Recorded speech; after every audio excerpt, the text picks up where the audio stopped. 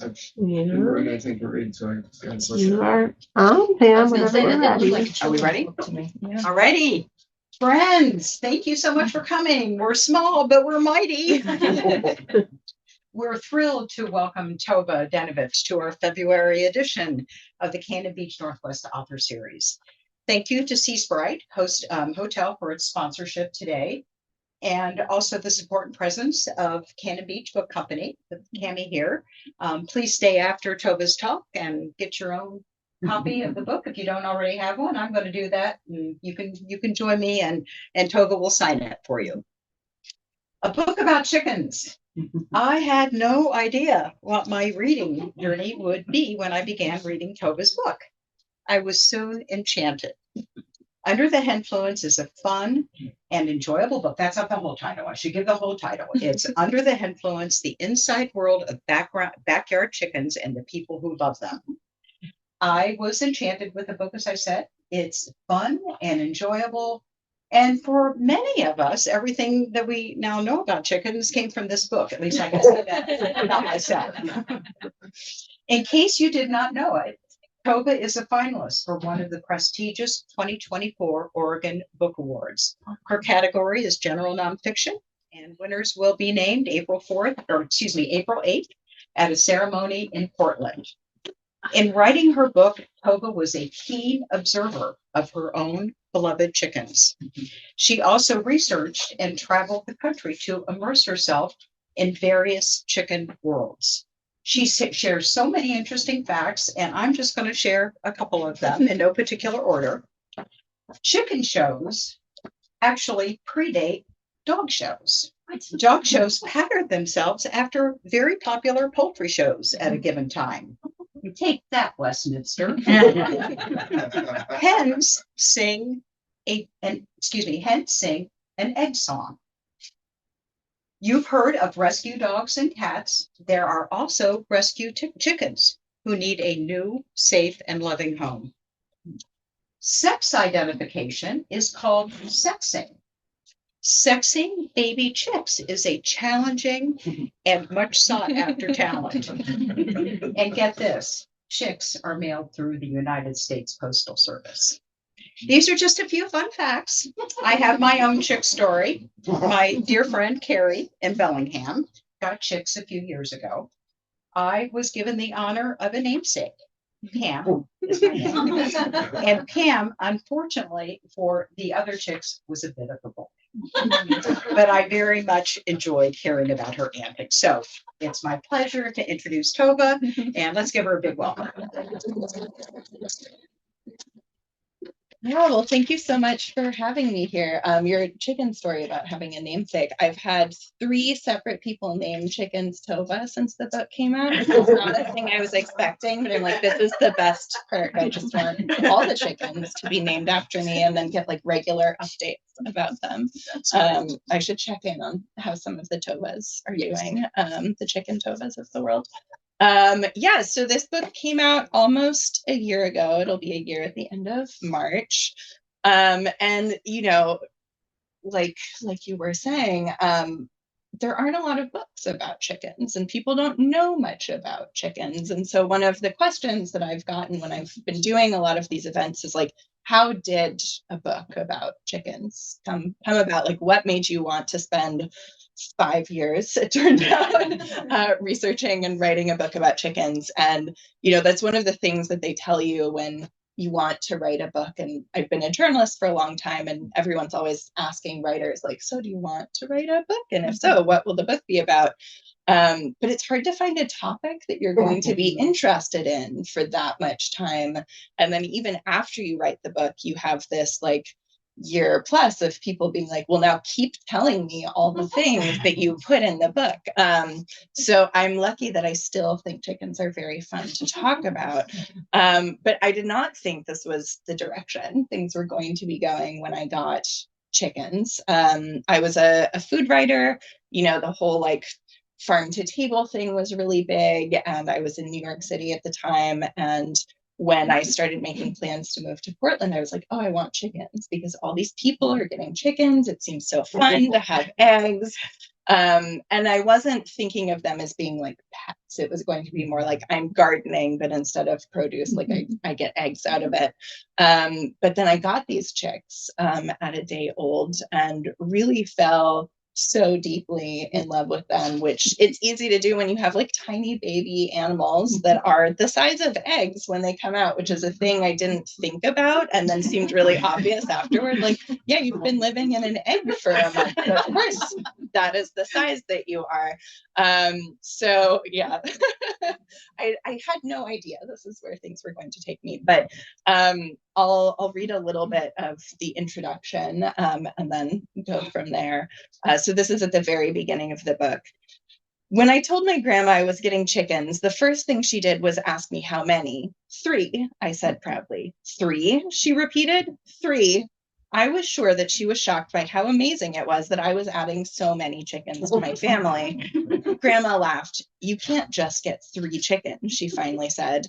You have to get 25 at least. I tried to explain that things had changed since she last had chickens, that most people in cities often only had 3 to 6 because of local laws. And we were just discussing that here on the coast, you can now have 4. So that tracks. She scoffed. I'll believe it when I see it. They're coming next week. I'll show you. 3 is plenty. Before my grandma was born, my great-grandma Gaida got a wedding present from her new husband.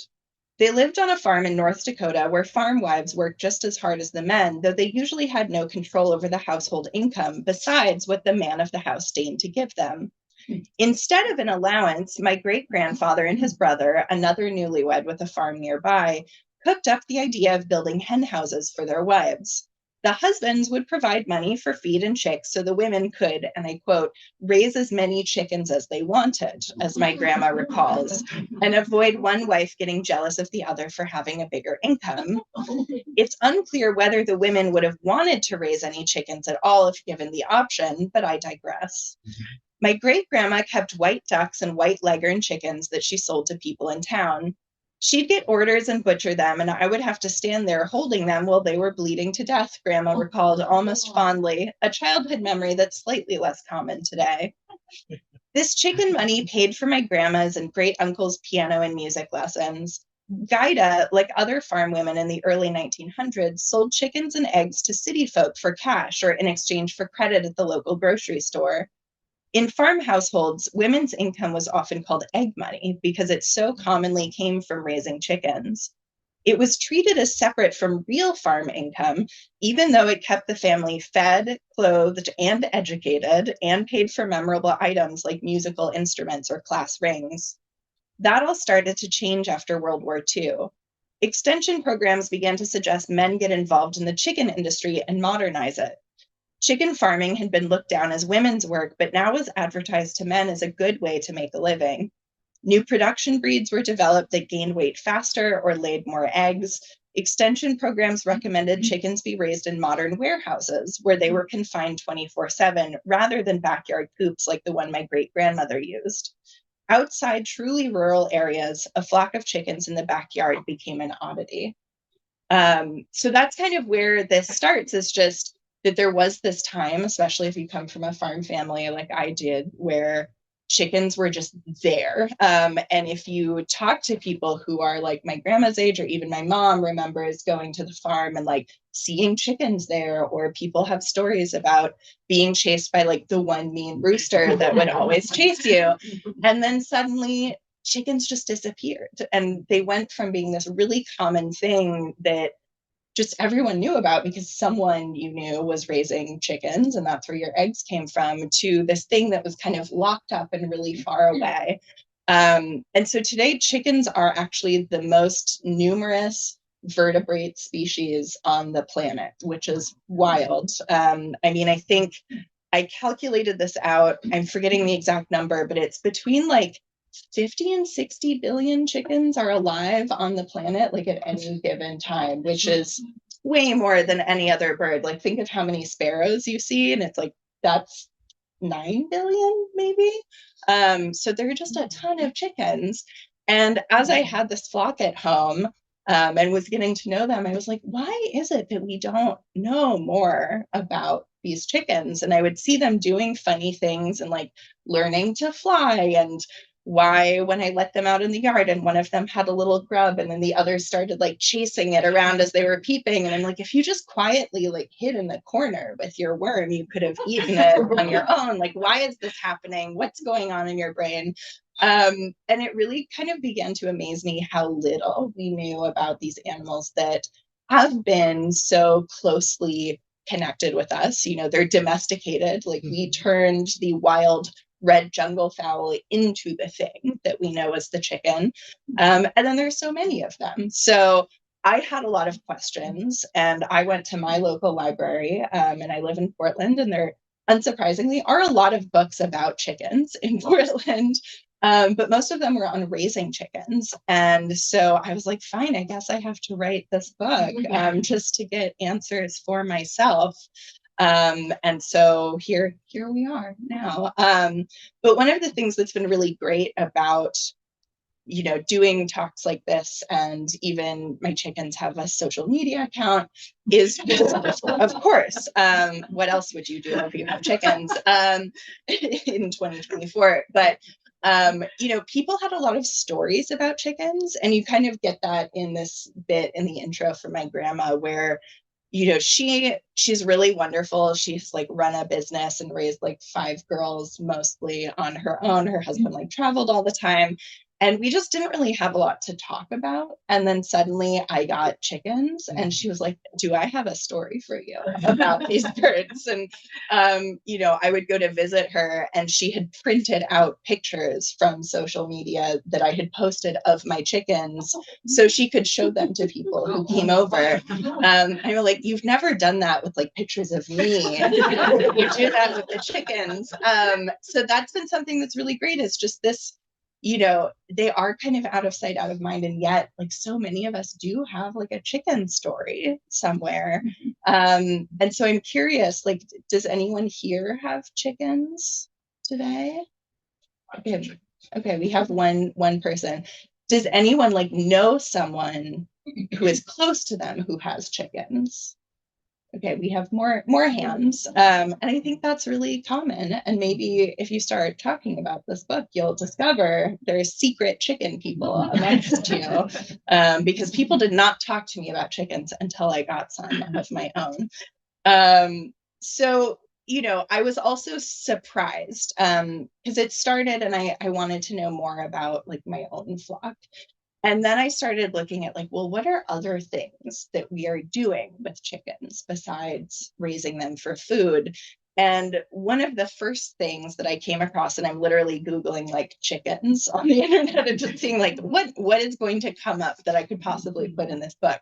Because I know, you know, people are doing backyard farms with them, but that's already been well covered. And somehow I stumble across this chicken training class in Washington State. And I was like, great, that's very convenient for me. I was like, I have to go. Like, why are people training chickens to do tricks? Which I discovered is not actually because they necessarily want very well-trained chickens, though sometimes it is. But that was actually the first reporting trip that I did for this book. And at first I emailed the woman, Terry Ryan, who runs the class, and I was like, can I please talk to you? She's like, I'm really busy. I don't know. And the book could have just like been over then. Like, all right, I found the chicken training class. I can't talk to this lady. Like, that's it. I give up. And I sent her an email, and I was like, but I really want to go to this class. Like, I have some reasons. I want to write a book about chickens. She's like, fine. So that's how this really all got started. And we had a nice phone call. She told me a little bit about her chicken background. And then maybe 6 months later, I went up and spent a week in Washington, went to the beginner training class, which I just observed. And then it was so much fun. I was like, can I stay and observe the advanced chicken class too? So I'll read a little bit from the very first chicken class that I went to. Upon first meeting the chickens, the class is immediately so entranced by them that Terry Ryan has to use her whistle to get everyone's attention. The birds flutter their wings and feather fragments fly into the air.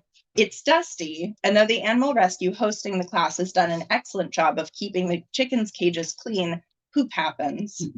The chickens are noisy and impatient. 2 of the hens have laid an egg since they arrived last night. For the first task, each pair finds their hen, opens her cage a crack, and tries to let the chicken peck from the food bowl exactly 3 times before whisking the dish out and closing the cage. The trainers repeat this for a few minutes, trying to get it right. The chickens do not want to play along with this game. In other words, they cheat. Each hen does it with a personal flair. I see one hen pecking in such a way that she barely raises her head out of the dish, pecking 3, 4, 5 times before her human manages to get the cup away from her. That's a tricky chicken, Ryan says as she walks by. Another hen lowers her head in powerful downward strokes, causing food to spill all around her, which she can then eat later. So very smart. The food bowls all have a clicker attached to the handle. The clicker makes a quick metallic sound. Multiplied by a room full of people using them at once, it's a bit like listening to popcorn in the microwave. Clickers are what is known in the training community as a bridge. They're increasingly popular in dog training. Rather than stopping to tell a dog, who is such a good boy, yes, you are, every time he does the correct behavior, you simply click and then give a treat. Eventually, the dog will associate the sound of the clicker with the reward that's to come, like Pavlov's dog, who learned to salivate at the sound of a bell, making the treat less necessary. It's no different when someone is training a chicken. The clicker is also useful because it's fast and can mark the correct behavior more precisely than most people can with their voices. This is especially important when training trickier animals like chickens or cats or hawks, all of whom are disinclined to ponder over what the trainer meant to teach them if the mark isn't perfectly timed. A simple task like walk across this piece of wood actually has to be taught in a series of small steps. This is known as shaping and is an idea that was developed by psychologist and accidental animal trainer B.F. Skinner. First, the chicken has to learn that she's supposed to step toward the wood, click treat. Then step onto the board, click treat. Then do all that and continue taking a few steps forward, click treat, click treat, click treat. If you want to train a chicken, you have to be fast and you have to be precise, but you also have to think of the best way to break a big trick down into smaller steps. As it turns out, it's hard to train someone when you can't use language to explain it, whether they're a hen or a human. So yeah, I start with this. I'm going to this chicken class and I'm talking to Terry Ryan and I'm like, where did you get this idea to train chickens? And she started telling me about this couple, the Brelands, who were very famous. If you're like in the animal training community, you probably know who they are. And they had this place called IQ Zoo in Hot Springs, Arkansas, which during like 1950s America, when road trips were big, like it was in Time magazine. Like it got so much press. People went there and you would go down and they would have a show where there was like a raccoon throwing basketball into hoops, like all these animals doing all kinds of tricks, chickens that played tic-tac-toe. It was just this crazy menagerie. And at the time, you know, this was actually really important because when you had animals in something like Hollywood, up until the Brelands, who trained with B.F. Skinner, they just kind of would be really mean to animals until they did what you wanted them to do. And so B.F. Skinner, and they were like some graduate students who worked with him on a project to train pigeons to drop bombs, which if you want to know more about it, that is also in this book. But, you know, it's so fascinating the way that you have this funny thing happening with chickens. And then it's like, oh, it goes back to us learning how to train animals in a more humane way where we're actually communicating with them better and being kinder to them. And, you know, clicker training, which you see all the time and goes back to these people who were training chickens to do tricks. And that was just a thing that came up time and time again throughout this book, where I would find these really interesting connections. Like I looked at the history of chicken shows because I knew that those existed and was reading like, oh, Queen Victoria got some chickens. People were really excited about it. There was this whole chicken bubble where a pair of 2 chickens in like 1900s America and England would be like $500 at the time, which is so much money. And then those were so popular. People were like, what if we could also tell whose dog was better than another? We should do like dog shows also and have like breed standards for our dogs and like all these things that came out of it that started with chickens. And I think that's the fun of domesticated animals, is they're just so close to us that they really get involved in our histories in a way that is sometimes unexpected and very delightful. But one of the things that sometimes gets lost in translation with that is that they are also animals on their own. There was a really great book that came out a few years ago now, called, I think, Why the Chicken Crossed the World by Andrew Lawler. And it looks at like the history of our relationship with chickens, mostly as meat animals. But it doesn't really look at all at who chickens are and like why they do the things that they do. And I think there's a lot more of that now with like dogs and cats. Like there's so many books where we're like, I love my cat, I love my dog, I want to know what's happening in their brain and understand them more. And I was like, I want that for chickens also. Like, why don't chickens have a book? And so at one point I go and look at, I've seen my chickens and how they're raised. I've seen chickens out in the world and like, what are these other weird ways people are interacting with them and training them and like blow drying them so they can go in these chicken shows. And then I was like, oh, there are these feral chickens, which if you go to Hawaii is probably the easiest place for us. Like you see them all over the place. And I found scientists who did studies of the Hawaii chickens specifically, and they are actually a mix of red jungle fowl, the chicken ancestor, and domesticated chickens that have gotten loose. And I think because chickens are found on farms and we don't think very highly about perhaps like their intellect, the word bird brain is around and people like to throw that around when it comes to chickens a lot. But actually these are birds that are very well adapted for exactly what it is that they do. And so I went to one place, Fitzgerald, Georgia, that has the largest population of red jungle fowl that I could find in the United States, because there was a program where they're like, we need some things to hunt in Georgia. Let's go around the world and find some animals that might be fun. And they're like, these red jungle fowl chickens, and they let them loose in a couple different places in the South. And they have continued to have like a pretty large flock of these jungle fowl in Georgia ever since. And there's one woman there who is very like invested in the chickens and she wants to make them more of like a tourist attraction. And so I went and spent a day with her and looked for these chickens to try and figure out like who are they when people aren't around. So here's a little bit from me hanging out with Jan Gelders in her kitchen, which was full of chicken items, by the way. Like everywhere you look, people have given her chicken things. These chickens were real political, Gelder says. She and her late husband printed out pamphlets about the chickens, paid for ads in the paper, and got local and national news coverage of the birds. The only protection the chickens had was the attention they were getting, Gelder says. So she and a group of about 20 people showed up to every city council meeting that had chickens on the agenda, armed with pro-chicken signs. You can't imagine coming up against chicken haters, going to city council and telling those men there, they look like chickens, but chickens don't fly, Gelders rolls her eyes as if remembering the sheer stupidity she had to put up with. Throughout the conversation, I hear roosters crowing in Gelder's yard. The crows are subtly different from what I'm used to hearing. While domestic roosters have the standard cock-a-doodle-doo, red jungle fowl sound like someone is strangling them right as they sing the last syllable. Usually the Fitzgerald chickens are shy, but they clearly know this is a safe space. Gelders notes in an offhand way, they get real loud at roosting time before we walk outside to watch them. This is an understatement. There's an explosion of sound as soon as she opens the door. Roosters run around and tussle on the ground. Others line up on the fence and fly into the tree one by one. Mosquitoes are out in full force, and her large orange cat, aptly named Mr. Fluff, noses his way onto my lap.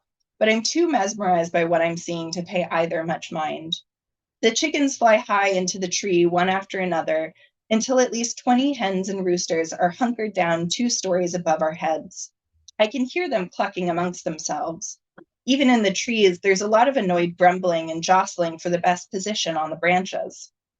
Gelders has spent a lot of time observing them over the decades and is only too happy to tell me about the things that make them different from domestic chickens, the most obvious being their ability to flutter straight up into a tree.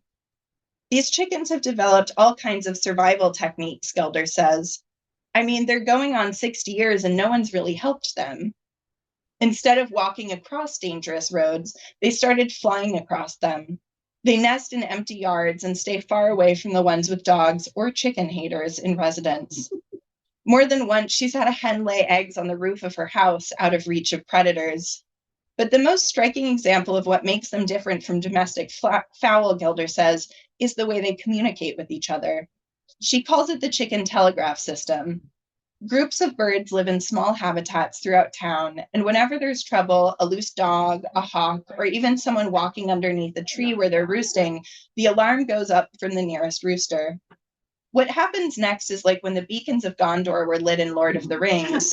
One rooster after another picks up the call and passes it through town. When danger stops, a rooster makes a special final sound and they all go silent like that, Gelder says, snapping her fingers. To some people in town, this is just a lot of noise. To Gelders, it's a sign of their intelligence. I didn't consider them chickens, Gelder says, as we look into the trees.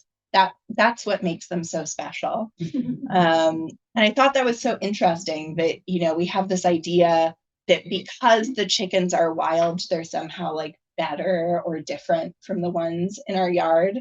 And one of the things as I, get to know my flock a little bit better is I at least try to make the argument that all of the chickens are the same. Like they are all as smart and interesting and, sometimes pretty, even though they're like fancier and less fancy chickens. And that like a lot of subjects, chickens get more interesting the more time you spend looking at them and being curious about them. And sometimes all it really takes is to just be curious about something in order to see more of its value. So I kind of hope by the end of this book that at the very least readers come away feeling that chickens are worthy of being curious about. But yeah, so I've talked for a while. I don't know if anyone has chicken questions or chicken stories that they want to share. But yeah. I have a question. Can you talk a little bit about chicken medicine and when you have a flock of chickens and one of your hens is ill or has injured herself, what happens then? Yeah, it's really tough because there are not a lot of vets that today are used to dealing with chickens. And a lot of us, especially if you have like a pet relationship with your chicken, the thing that comes to mind is I'm going to take them to someone who knows what they're doing and they will fix my chicken that I'm very invested in. My chick, Peggy, who I talk about, she's the only one of the first 3 I got who's still alive, and she turned 6 in April. So it's like, that's a long time to know an animal and you want them to get the best care. And there isn't a lot of information out there. So a lot of chicken keepers, even if they want to take their chicken to the vet, which can of course be expensive and people can't always afford that or find a vet who knows what to do. But there are some really great books out there. And I recommend anyone getting into chickens, read up a little bit about chicken health, because it will come up. And I mentioned at one point in the book, one of my chickens got into a fight and part of her comb was torn off. And so I had to do this like chicken surgery in my basement and still have this whole little thing of like gloves and little one-use scalpels and, special like chicken iodine that I can use for them. Like having a medical kit is something that is good to have because these problems will come up and you'll have to take care of them yourself. So there's certain things that you can look for that can help you get better at like knowing my chicken is sick, so I should do something about it. Or, bumblefoot comes up a lot. If you look at the bottom of their little feet, they'll have a small black circle that's like not great. It's really easy to deal with, but you have to know what you're looking for.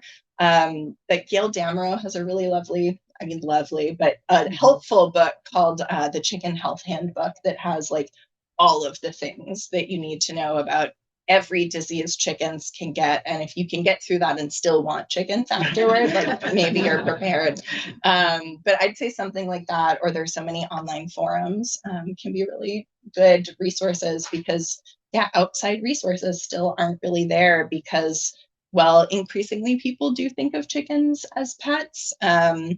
They just aren't for a lot of the country. So you're often kind of on your own. Yeah. Where do you get chickens? Well, when I started, I got mine from a hatchery where there are a ton of them in the Midwest in particular, and you can get them through the United States Postal Service. They hatch out, and then before they're a day old, they send them off in the mail in these little cardboard boxes. And you get a call from the post office being like, your chicks are here. And then you show up and the box is like peeping in the back and gets closer to you, which is very cute. I've started to have kind of mixed feelings about the hatchery model just because most places, Portland is one, I know out here is another, you can have hens, but you can't have roosters. And so for all of those hens as chicks that are finding new homes, the roosters are not, like they do not leave the hatchery. And that is something that happens in the egg industry as well. But there are increasingly a lot of great organizations that are rescuing hens who spent the first year and a half of their life on farms as egg layers. And the typical industry model for the like 300 million egg laying hens in the United States is at that time, they're just killed and thrown into a landfill because we have broiler chickens that put on meat really fast. And then we have egg layers who lay like 300 eggs a year and do not put on a lot of meat because all of their energy is going into laying eggs. So it's actually not worth it to put them into the food supply, which is just sad for a lot of reasons. But there are people who go to these farms, or if you have a like egg laying farm close to you and you can develop a relationship with the farmer, you can go and get those hens who have never had like maybe sunlight or hung out in the grass on occasion and bring them into your home. And they're just wonderful pets in the same way that other chickens are. They might be like the little red hen or the little white hen, but they're so cute, and it's such a lovely way to get into chickens. And I think especially as people get more interested in like rescuing other pets, it makes a lot of sense to think of that as a chicken model. So I had to look really hard. It's gotten more common now to find these rescue organizations, but the last chapter of the book talks about my two rescue hens, Thelma and Louise, who were just like the most sweet chickens ever. And I loved getting to see them like learn how to be chickens again because they'd never had that opportunity before. So yeah, there are a lot of places. What do you feed them? I actually feed my chickens the Purina Leyana pellets, which are like everywhere. They're super easy to come by. I know there are fancier things, but I do happen to have a really great chicken vet in Portland, unsurprisingly. If there was going to be one, it would be there. And I interview her in the book too, but we were talking about chicken feed and she's like, I really recommend this. Like it has everything they need. And I trust her, and my chickens have done just fine on that. So do you have to feed them something hard like shells and stuff? It has so much calcium in the feed because it's meant as a layer pellet that I don't find I need to supplement. Sometimes you can have an individual chicken with a problem, but my preference is the pellets plus like free ranging time and some treats. And I think that's like a nice way to do it. So, yeah. Whereabouts in Portland or near Portland do you live? And is there a limit on how many chickens you can have? You have them in your backyard, or do you have some space? Yeah, so I live in Milwaukee, which is just outside of Portland. And I think the Portland limit is like 3 or 4, unless you get permission, then you can have up to 6 or 8. Milwaukee, somehow it's 50, which when I moved there, I called the zoning board because I'm like, this can't be right. Like, I have half an acre in my yard and like 50 is too many for me. And he's like, no, that is correct. Like, we've talked about changing it, but so far it is still 50. So look up your local laws. You never know. Do you ever get any complaints from your neighbors? I haven't, no. And I know one of the big things is noise. And even in Milwaukee, where you can have 50 chickens, you still cannot have a rooster. That is pretty common across the board, though I think the hens can also be loud with their beautiful egg song that they like to do. But yeah, I think the common complaints you get from neighbors are going to be noise, that it smells, which if you are cleaning your coop is really not a problem, and rodents. Rodents can definitely be a problem anywhere you are. I had the first coop that the chickens were in, and it just was on, bare dirt. And the first year it was fine. And then the rats just made a system of tunnels underneath it. And I was like, oh, they have to move. Like, there's no winning. And so they have a new coop that I built with like 2 inches of crushed gravel plus hardwire cloth on top of that.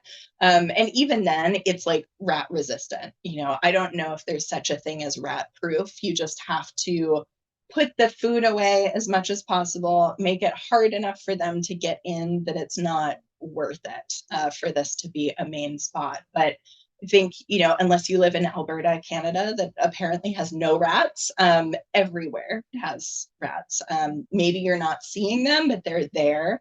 So if you give them an opportunity to find you, they will. So it's just a matter of not doing that. And I think especially, if you have neighbors, like, it's a neighborly thing to do. I feel like the chickens appreciate it. I certainly appreciate not feeling like there are rats in my yard also. And that's true of whether you have chickens or any other animal that's outside. So, yeah. Any other questions? Yeah. You mentioned classical conditioning. Mm-hmm. I was wondering, can you teach a chicken to do tricks? Yeah.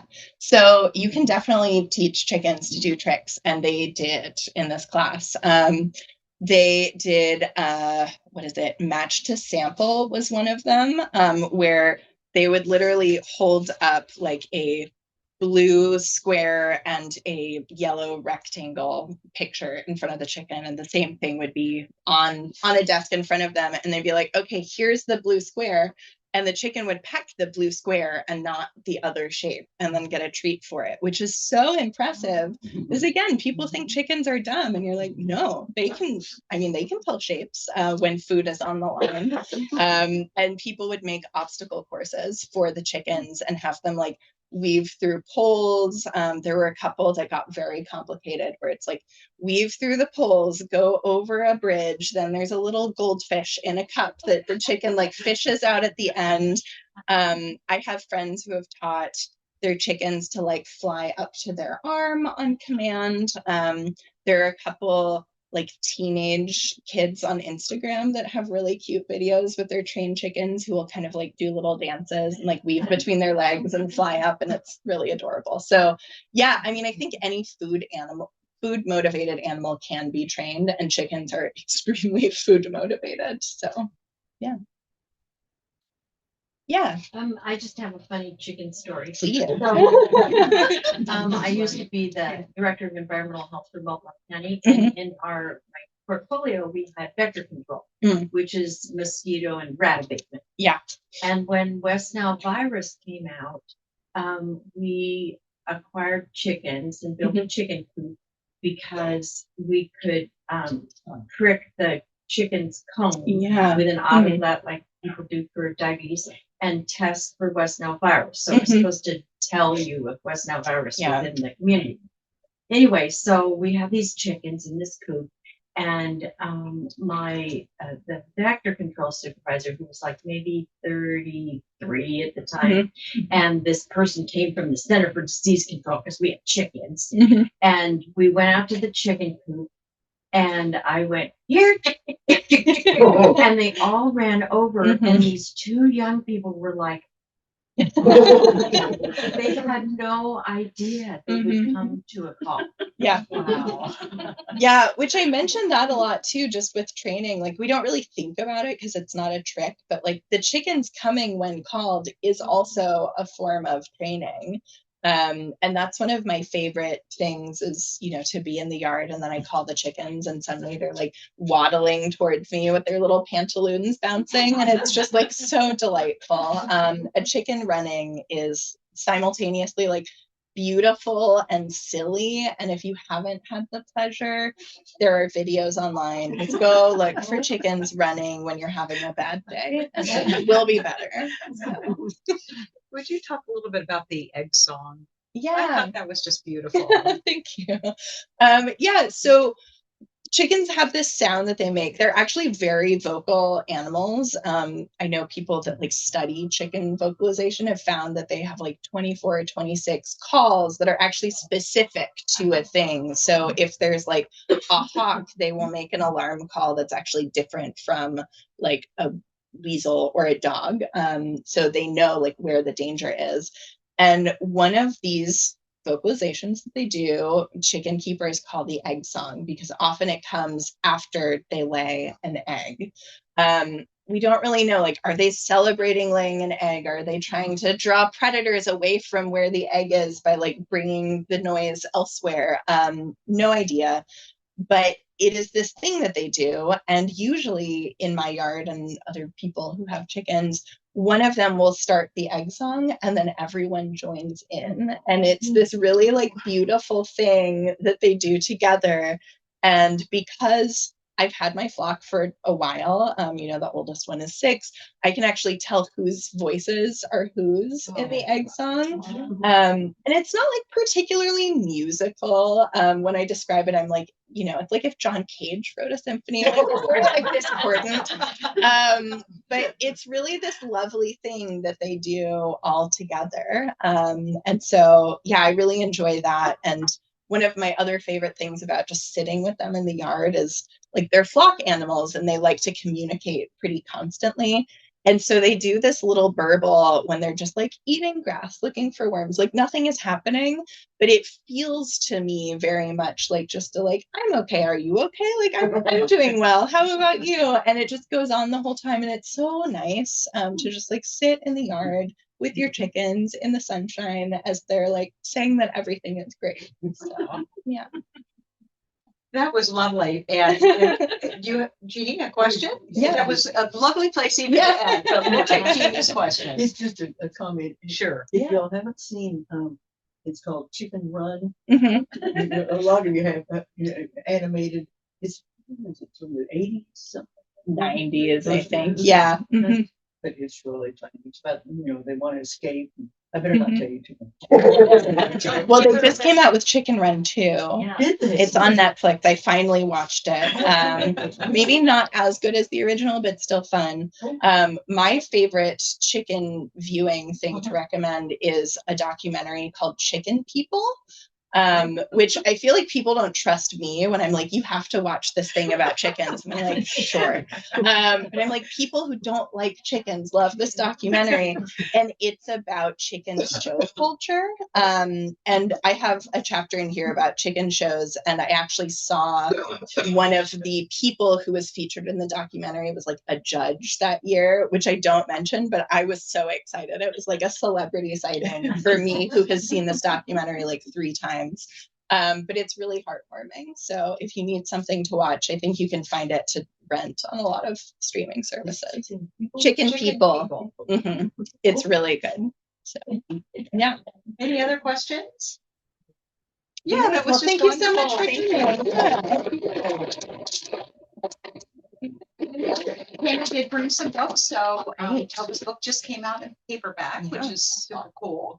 And I hear that there have been a few sales in the bookstore this week. Yes, we had to order so- more. Oh, because great. We had sold. We put it on the counter and we sold. Oh, so many. amazing. It was darling. There was 2 sisters in, and one of them was like, "Oh, I have to buy this book. And I'm like, love this." And her sister goes, "I follow her on it." You are well loved.